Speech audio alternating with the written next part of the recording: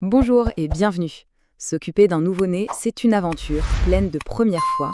Et l'une des toutes premières, c'est le soin du cordon ombilical. Ça peut paraître un peu impressionnant au début, mais vous allez voir, c'est en fait un geste assez simple et surtout essentiel. Allez, on décortique ça ensemble. Alors, voilà notre programme. D'abord, on va se demander qu'est-ce que c'est au juste ce fameux soin du cordon. Ensuite, quel matériel il faut avoir sous la main. Puis, on passera à la pratique avec la technique étape par étape.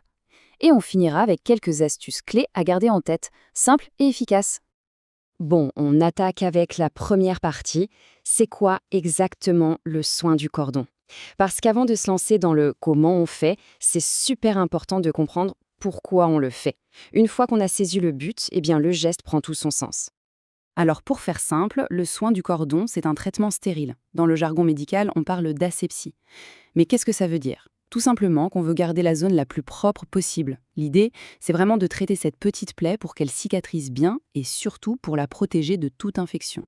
D'accord, mais on peut se demander pourquoi est-ce qu'on prend autant de précautions pour une si petite zone? Pourquoi cette insistance sur le côté stérile, sur la propreté?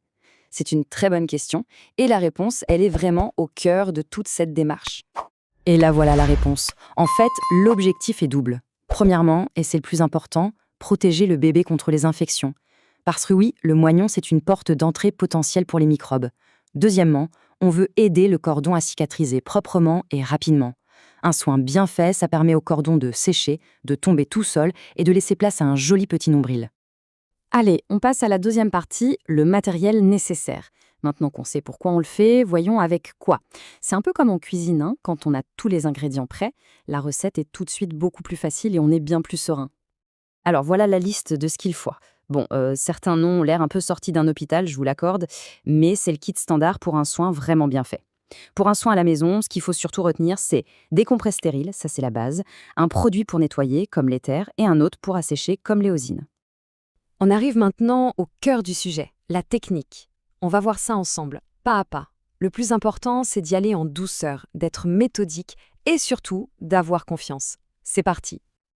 Ok, on décompose le geste. Première étape, on nettoie la zone autour du nombril. On prépare le terrain en quelque sorte.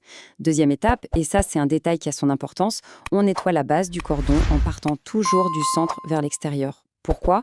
Tout simplement pour ne pas ramener de microbes vers la plaie. Logique. Troisième étape, on s'occupe du cordon lui-même, de la base jusqu'au bout, puis on applique l'éosine pour l'aider à sécher.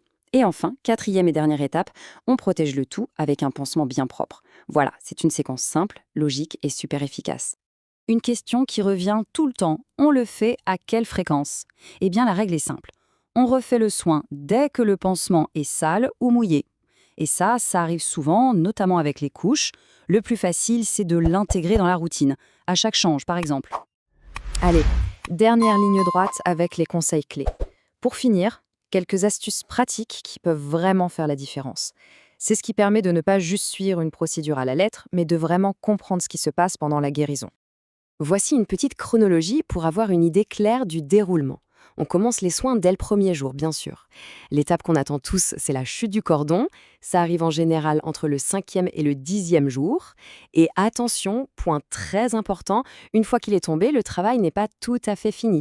Il faut continuer de nettoyer la petite plaie qui reste jusqu'à ce qu'elle soit complètement cicatrisée. Oui, ce chiffre de 5 à 10 jours, c'est vraiment le repère à garder en tête. C'est le temps qu'il faut, en général, pour que la nature fasse son travail. Pas de panique si ça n'arrive pas pile au jour 5, hein. La patience, c'est essentiel ici. Et pour le quotidien, voici 2 conseils en or. Le premier, c'est tout bête mais super utile, on replie toujours le haut de la couche vers le bas pour qu'elle ne frotte pas sur le pansement. Ça évite les irritations et ça garde le pansement au sec.